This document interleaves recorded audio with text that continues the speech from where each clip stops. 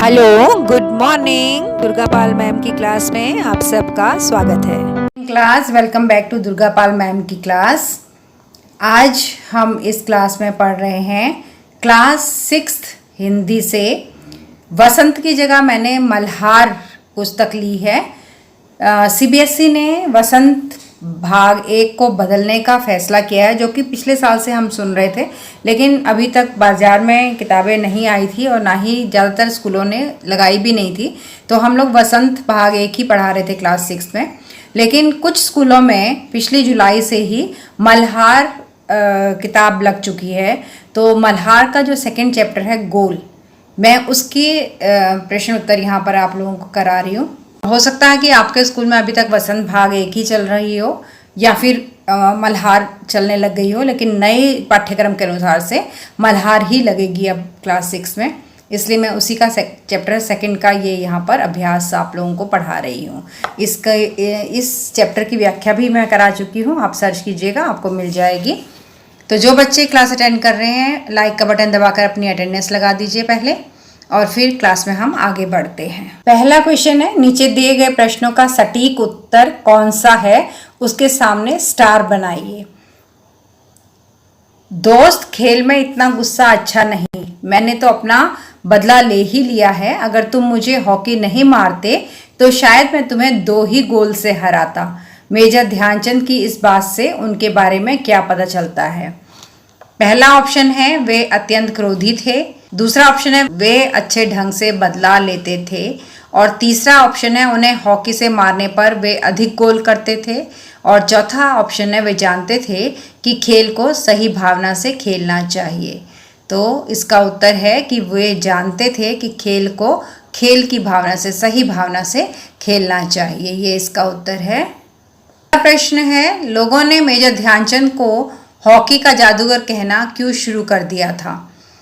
उनके हॉकी खेलने के विशेष कौशल के कारण, दूसरा है उनकी हॉकी स्टिक की अनोखी विशेषताओं के कारण, तीसरा है हॉकी के लिए उनके विशेष लगाव के कारण, चौथा है उनकी खेल भावना के कारण। किस कारण से हॉकी का जादूगर कहते थे उनसे? तो इसका उत्तर है हॉकी खेलने के विशेष कौशल के कारण। नंबर 1 जो है वो इसका उत्तर है। अगला प्रश्न है जो आपकी किताब में दिया हुआ है। अब अपने मित्रों के साथ चर्चा कीजिए कि आपने ये उत्तर ही क्यों चुने। अभी आपने ऊपर 2 क्वेश्चन किए जिनमें 4-4 ऑप्शन थे, उनमें से आपने सही ऑप्शन को चुना। पाठ को पढ़ रखा है अगर आपने, तो आपको पता है कि सही ऑप्शन क्या है। तो अब आपको क्या करना है, क्लास में बैठ करके आपस में डिस्कस करना है कि आपने ये वाले उत्तर क्यों चुने थे। तो ये तो एक एक्टिविटी है जो आपके टीचर आपको क्लास में कराएंगे। अगला क्वेश्चन है, मिलकर मिलान करें।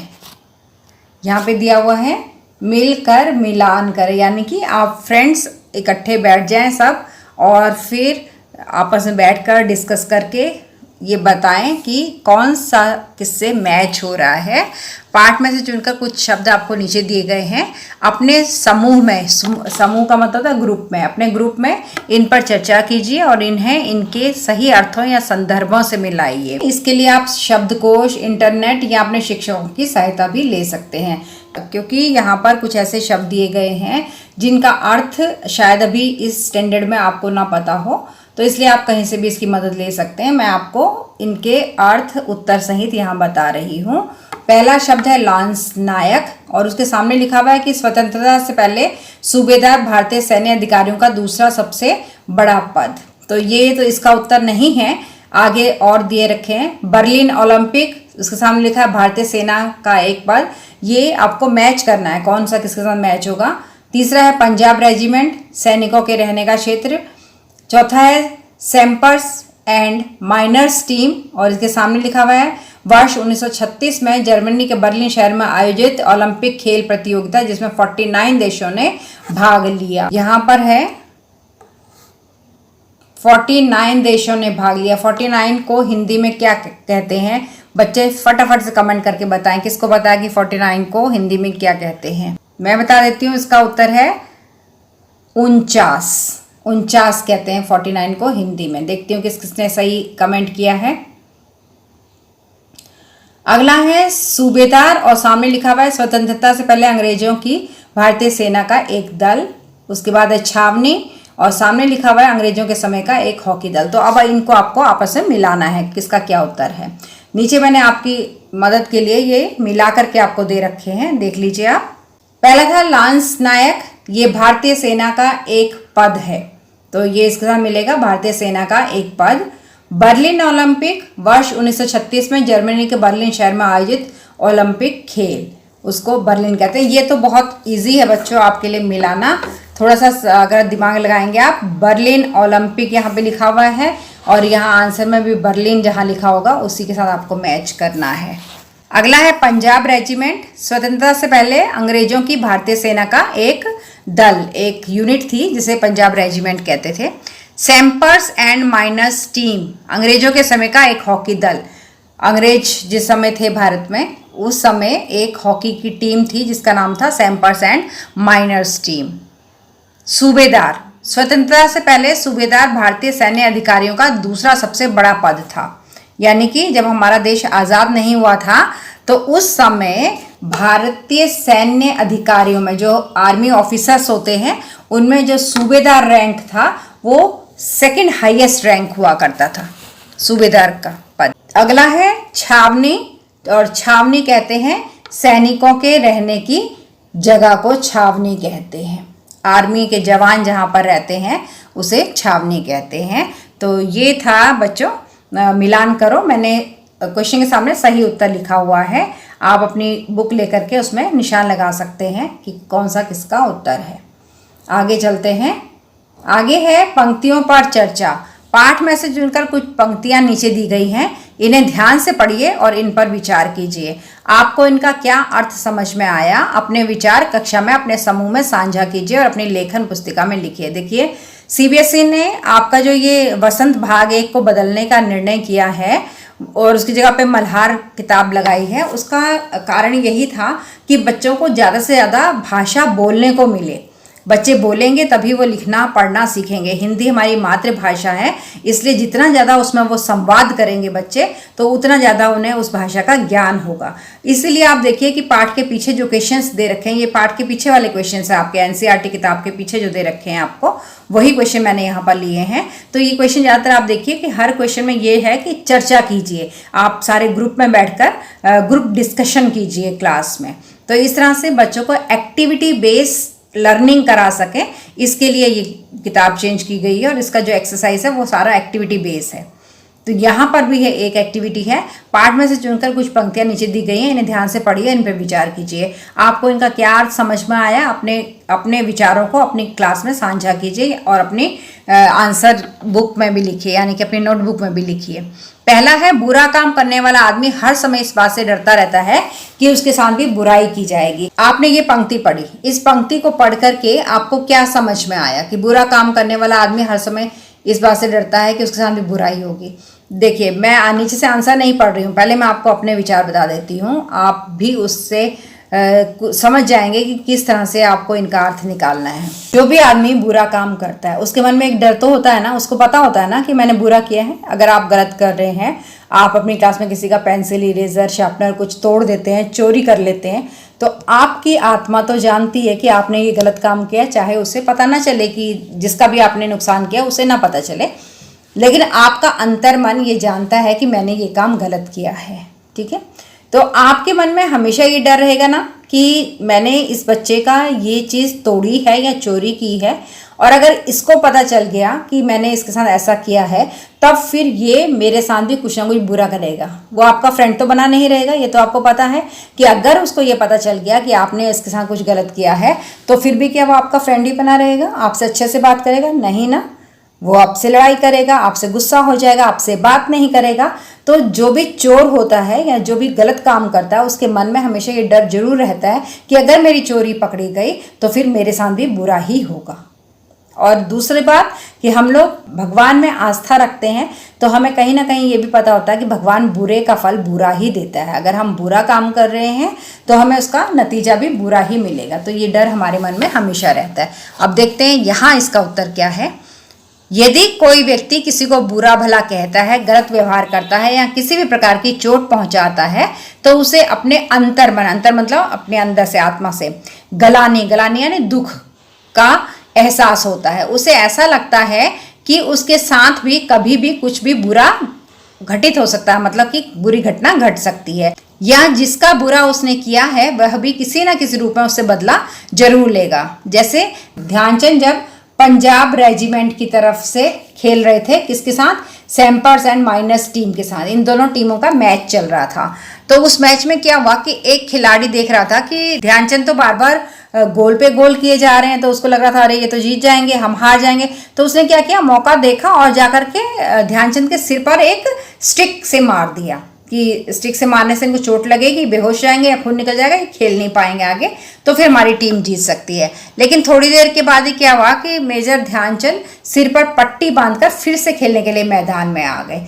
अब वो जो खिलाड़ी था जिसने उनके सिर पर मारा था, अब वो पूरे मैच में डरता रहा कि भाई मैंने इनको मारा है तो ये भी अब मुझे कब मार देंगे, कब मार देंगे। तो हर टाइम वो डरता रहा। डरने के कारण फिर वो अच्छा तो नहीं खेल पाएगा ना आगे, क्योंकि वो तो डर रहा है हर टाइम। जैसे ध्यानचंद उसके करीब आएंगे उसको डर लगेगा, वो पीछे हट जाएगा, तो वो बॉल को ठीक से पकड़ नहीं पाएगा, ठीक से खेल नहीं पाएगा। तो इस तरह से ध्यानचंद की टीम ने वो मैच जीत लिया था और वो लोग हार गए थे। अगली पंक्तियां हैं, मेरी तो हमेशा ये कोशिश रहती कि मैं गेंद को गोल के पास ले जाकर अपने किसी साथी खिलाड़ी को दे दूं ताकि उसे गोल करने का श्रेय मिल जाए। अपने इसी खेल भावना के कारण मैंने दुनिया के खेल प्रेमियों का दिल जीत लिया। तो यहाँ पर ये लिखा हुआ है कि ध्यानचंद ने बताया कि मैं हमेशा ये कोशिश करता हूँ कि मैं जो हॉकी की गेंद है ना उसको गोल के पास ले जा करके वहां तक छोड़ दूं और जो मेरी टीम के दूसरे सदस्य हैं वो उसको हिट करें वहां से और उनको गोल करने का क्रेडिट मिल जाए। अपनी इस खेल भावना के कारण मैंने दुनिया के खेल प्रेमियों का दिल जीता। मैं यही करता था कि दूसरे लोगों को भी मौका मिले गोल करने का, मेरी ये कोशिश रहती थी। तो लोगों को भी तो दिखता है कि कौन इंसान क्या कर रहा है। तो इसी तरह से ध्यानचंद जब ये कोशिश करते थे कि दूसरों को गोल करने का मौका मिले तो सब लोगों की नज़र ध्यानचंद पर रहती थी कि देखो ये कितना बढ़िया इंसान है कि दूसरों को भी गोल करने को दे रहा है। तो इसलिए वो लोगों के बीच में बहुत फेमस हो गए, बहुत चर्चित हो गए, लोग उनसे बहुत प्यार करने लगे। अब इसका उत्तर पढ़ लेते हैं। इन पंक्तियों में ध्यानचंद के व्यक्तित्व की यह भावना उजागर होती है कि वे अपनी टीम में अपने साथियों का पूरा सम्मान करते थे। टीम की जीत का श्रेय केवल स्वयं न लेकर पूरी टीम को दिलाना चाहते थे। इसी कारण गोल के पास जाकर के वो अपनी गेंद किसी खिलाड़ी साथी को दे देते थे ताकि वो गोल कर ले, ताकि ये ना कहें कि ध्यानचंद की वजह से मैच जीते, सभी लोगों का बराबर पार्टिसिपेशन हो जाए। उनकी इसी खेल भावना के कारण लोग उन्हें बहुत पसंद करते थे। ध्यानचंद ने अपने शब्दों में भी कहा है कि खेलते समय मैं इस बात का ध्यान रखता हूँ कि हार या जीत मेरी नहीं है बल्कि पूरे देश की है। क्योंकि जब टीम खेलती है तो टीम में अपने देश का नाम जाता है ना, ये ऐसा नहीं आता कि ये कैप्टन का नाम जाएगा या किसी खिलाड़ी का नाम जाएगा। ये कहा जाएगा कि टीम इंडिया खेल रही है तो भारत का नाम जाएगा उसमें। तो ध्यानचंद कहते हैं कि मैं हमेशा ध्यान रखता था कि मेरे नाम से टीम नहीं खेल रही है बल्कि अपने देश के नाम से टीम खेल रही है, इससे सभी लोगों को अच्छे से गोल करने का मौका मिलना चाहिए। आगे प्रश्न है, संस्मरण को एक बार फिर से पढ़िए और निम्नलिखित के बारे में पता लगाकर अपनी लेखन पुस्तिका में लिखिए। आप एक बार फिर से अपने इस चैप्टर को पढ़िए और फिर उसमें से जो नीचे क्वेश्चन दिखाया हुआ है इसके बारे में पता लगाइए और फिर इसका आंसर लिखिए। पहला क्वेश्चन दे रखा है कि ध्यानचंद की सफलता का रहस्य क्या था। चैप्टर को पढ़ने के बाद हमें पता चलता है ध्यानचंद की सफलता का रहस्य था उनकी खेल के प्रति सच्ची लगन, साधना और खेल भावना। ध्यानचंद की सफलता का जो राज था वो ये था, खेल के प्रति वो सच्ची लगन रखते थे और साधना करते थे, यानी प्रैक्टिस बहुत करते थे और वो खेल भावना से खेल खेला करते थे। किसी से भी दुश्मनी निकालने के लिए नहीं बल्कि खेल भावना कि जीत गए तो जीत गए, हार गए तो हार गए, किसी से कोई हार्श फीलिंग बिल्कुल भी नहीं। उन्होंने जब हॉकी खेलना शुरू किया तो वो बिल्कुल नौसिखिए थे, मतलब कि नए नए आए थे, अभी उनको आता नहीं था हॉकी खेलना। धीरे धीरे अभ्यास बोलते हैं प्रैक्टिस को, धीरे धीरे प्रैक्टिस से उनके खेल में निखार आता गया, यानी उनका खेल बहुत अच्छा होता गया क्योंकि वो प्रैक्टिस रोज करते थे और उनको तरक्की भी मिलती गई। हॉकी सीखने के लिए कठिन से कठिन परिस्थितियों में भी वे निरंतर प्रयासरत रहे। ऐसा नहीं होता कि जो बहुत नाम कमा लेते हैं वो बहुत अमीर घर से आते हैं या उनके बहुत साधन रहते हैं कि वो हर तरह का काम कर सकते हैं, ऐसा नहीं है। कई खिलाड़ी बहुत गरीब घर से भी उठ करके बने हैं, तो उनकी जो परिस्थितियाँ होती हैं वो बहुत मुश्किल होती हैं, लेकिन उन मुश्किल परिस्थितियों में भी वो लगातार प्रयास करते रहते हैं, लगातार वो प्रैक्टिस करते रहते हैं, कोशिश करते रहते हैं, इसलिए उन लोगों को कामयाबी मिलती है। आप लोग क्लास 6 के बच्चे हैं, अगर आप भी कुछ ऐसा पाना चाहते हैं, आप डांस में बहुत अच्छे हैं, आप सिंगिंग में बहुत अच्छे हैं, आप आर्ट में बहुत अच्छे हैं, आप कोई कुछ बजाने में हारमोनियम, तबला या गिटार विटार कुछ भी बजाने में बहुत अच्छे हैं, तो उसका रोज़ प्रैक्टिस कीजिए। अगर रोज़ प्रैक्टिस आप करेंगे, कहीं से भी देख करके, कहीं से भी सीख करके प्रैक्टिस करेंगे, तो आप किसी न किसी बुलंदी पे जरूर पहुंच जाएंगे। लेकिन पढ़ाई का हर्ज नहीं करना है, पढ़ाई के अलावा उसके लिए आपको कुछ घंटे निकालने पड़ेंगे। जो लोग भी अपना नाम करना चाहते हैं, जो लोग भी स्टार बनना चाहते हैं, उन्हें पढ़ाई के अलावा कुछ घंटे निकालने पड़ेंगे। वो कहाँ से निकालेंगे उस घंटे को? अपने खेल में से कम करेंगे, अपने मोबाइल देखने के टाइम में से कम करेंगे, और अपने सोने के टाइम में से कम करेंगे, अपना टीवी देखने के टाइम में से कम करेंगे। पढ़ाई के टाइम से कम नहीं करेंगे। इस तरह से स्टार बनते हैं। 1936 में वे बर्लिन ओलंपिक टीम के कप्तान बने और अपने हॉकी खेलने के ढंग से लोगों को उन्होंने इतना प्रभावित कर दिया कि लोग उन्हें हॉकी का जादूगर कहने लगे।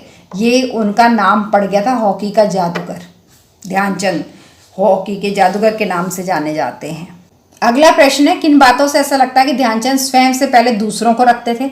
मतलब अपने से ज़्यादा वो दूसरों को प्रेफरेंस देते थे, अहमियत देते थे, इम्पोर्टेंस देते थे। ये किस बात से पता चलता है?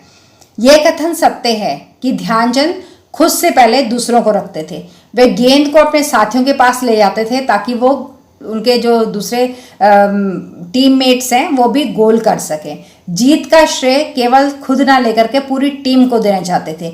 दूसरी ओर इस बात का भी वो हमेशा ध्यान रखते थे कि हार या जीत उनकी नहीं है, पूरे देश की है, जो ये दिखाता है कि वे सच्चे देश प्रेमी थे। तो बच्चों, ये कुछ क्वेश्चन हैं जो आपकी मल्हार किताब के 2nd चैप्टर गोल की एक्सरसाइज के क्वेश्चन मैंने लिए हैं, और ये क्वेश्चन के आंसर मैंने आपको सरल भाषा में समझा करके यहाँ पर आंसर बताए हैं। अगर आपके स्कूल में मल्हार चल रहा है तो बहुत अच्छी बात है, आपको इस चैप्टर के क्वेश्चन आंसर मिल गए हैं। और अगर आपके स्कूल में अभी भी आपको वसंत भाग 1 पढ़ाई जा रही है तो आप वीडियो सर्च कीजिएगा, आपको बचपन के प्रश्न उत्तर भी मिल जाएंगे।